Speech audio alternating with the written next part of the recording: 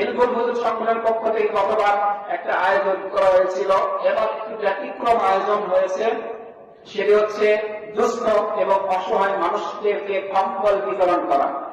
এজন্য বিকালবেলায় সংগঠনের সাথে সম্পৃক্ত যারা আছেন সকলকে বলা হয়েছে যে আমাদের হিলফুল হুজুর সংগঠনের আরো একটা কার্যক্রম হবে।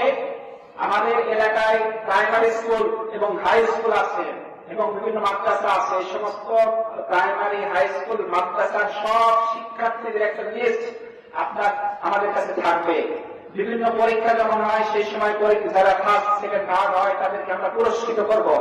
তাদেরকে আমরা ইসলাম সম্পর্কে বিভিন্ন লিফলেট দিব, যে কয়টা বিষয়ের প্রতি ঈমান আনতে হয়, ইসলামের মৌলিক বিষয়গুলো, মানুষের প্রতি সদাচরণ সম্পর্কে, শিক্ষকদের সাথে সদাচরণ সম্পর্কে, পিতামাতার সাথে সদাচরণ সম্পর্কে ইত্যাদি যে সমস্ত বিষয়গুলো আছে সেগুলো লিফলেট আকারে অথবা বিভিন্ন চটি বই আছে, এই সমস্ত বইগুলো আমরা আমাদের সামর্থ্য অনুযায়ী সমস্ত ছাত্রের হাতে পৌঁছিয়ে দিব।